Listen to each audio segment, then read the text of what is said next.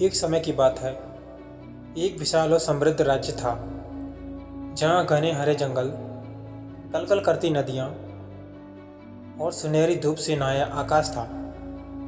इसी सुंदरता में बसा था महाराजा वीरेंद्र सिंह का राज्य, जहाँ प्रकृति का अद्भुत छटा और लोगों का उल्लास एक दूसरे से जुड़ा हुआ था।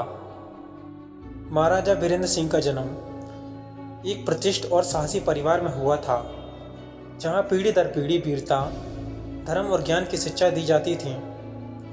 उनके पूर्वजों ने राज्य की सुरक्षा और प्रजा के कल्याण के लिए अनेक महान कार्य किए थे। बचपन से ही वीरेंद्र ने अपने पिता से युद्ध कला और साहस सीखा, अपनी माता से करुणा और मानवीय संवेदनाएं अपनाई और गुरुओं से ज्ञान तथा नैतिकता के सिद्धांत। इसी मिश्रण ने उनके व्यक्तित्व में अद्वितीय प्रकाश भरा। उनकी राज दरबार में विद्वान, योद्धा, कारीगर और मंत्रियों का ऐसा समूह था जो महाराजा की सोच को समृद्ध करते हुए राज्य के विकास और न्याय सुनिश्चित करने के लिए अपनी बुद्धि का योगदान देते थे। राज्य में शिक्षा, कला, संगीत और साहित्य का अनूठा संगम था।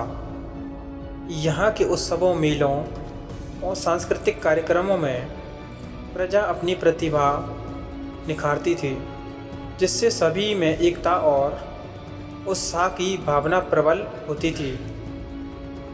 महाराजा वीरेंद्र सिंह ने हमेशा अपने प्रजा के कल्याण को सर्वोपरि रखा, चाहे वह स्वस्थ शिक्षा या सामाजिक न्याय का क्षेत्र हो, जिससे राज्य में हर वर्ग को समान अवसर मिलते थे और विश्वास का संचार होता था।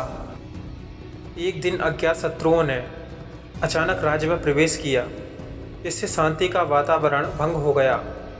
इन आक्रामक तत्वों ने भय और अशांति की लहर फैला दी, जिससे प्रजा में चिंता का माहौल छा गया।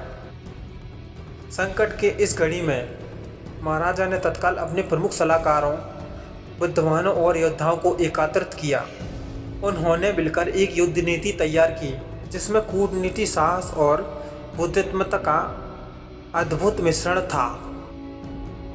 युद्ध से पहले महाराजा ने अपने सैनिकों के हृदय में निश्चय और उत्साह का दीप जलाया।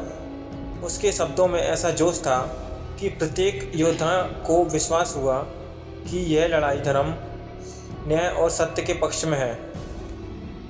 युद्ध भूमि में जैसे ही सूर्य की किरणें धरती पर पड़ी, महाराजा वीरेंद्र सिंह ने अपनी तलवार उठाई और शत्रुओं के विरुद्ध पहला प्रहार किया। उनकी हर चाल में शारीरिक शक्ति के साथ अदम्य आत्मविश्वास झलकता था।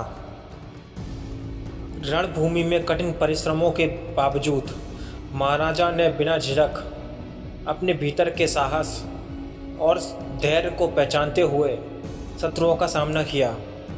उनके हर कदम से यह संदेश जाता था कि सत्य और धर्म की राह में कोई बाधा नहीं टिक सकती। युद्ध के दौरान कई वीर योद्धाओं ने अपना जीवन न्यौछावर किया, परंतु उनके बलिदान में राज्य की स्वतंत्रता और प्रजा की सुरक्षा का बीज अंकुरित होता चला गया, जिससे महाराजा का हृदय सहानुभूति और गर्व से भर उठा। युद्ध के दौरान महाराजा और उनके सैनिकों के बीच की आत्मीयता और एकता इतनी प्रबल थी कि हर योद्धा अपने प्राणों की आहुति देने को तत्पर था। यह एकता ही शत्रुओं के खिलाफ अजय बनाती थी। शत्रुओं का अंतिम आक्रमण और महाराजा की चतुराई, शत्रुओं ने आखिरी बल प्रयोग में लाकर एक विशाल आक्रमण किया, परंतु महाराजा ने अपनी सूझबूझ और रणनीति से आक्रमण को विफल कर शत्रुओं के मन में भय की लहर दौड़ा दी। कठिनाइयों के बाद महाराजा वीरेंद्र सिंह ने प्रजा के सहयोग से शत्रुओं को परास्त किया और विजय की वह घड़ी आई जिसमें राज्य की स्वतंत्रता पुनः स्थापित हुई और लोगों के हृदय में अमर विश्वास जगमगा उठा। विजय के उपरांत महाराजा ने युद्ध के दर्द को पीछे छोड़ते हुए राज्य में शांति, न्याय और समृद्धि के नए आयाम स्थापित किए। उन्होंने शिक्षा, काल, विज्ञान और कृषि के क्षेत्र में सुधारों की एक नई लहर चलाई। महाराजा ने किसानों, कारीगरों, विद्वानों और कलाकारों के साथ मिलकर एक ऐसा समाज रचा जहां हर नागरिक को समान अधिकार मिले और संस्कृति तथा परंपरा की विरासत को संरक्षित करते हुए नवाचार की राह खोली गई।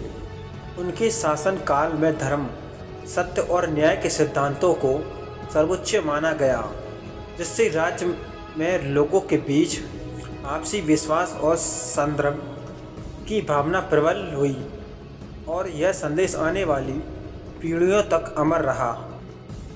अपने जीवन के कठिन क्षणों में भी महाराजा वीरेंद्र सिंह ने अपने आदर्शों पर अड़िग रहकर आत्मविश्वास और करुणा की मिसाल कायम की। उनका यह संघर्ष सभी के लिए प्रेरणा का स्रोत बन गया।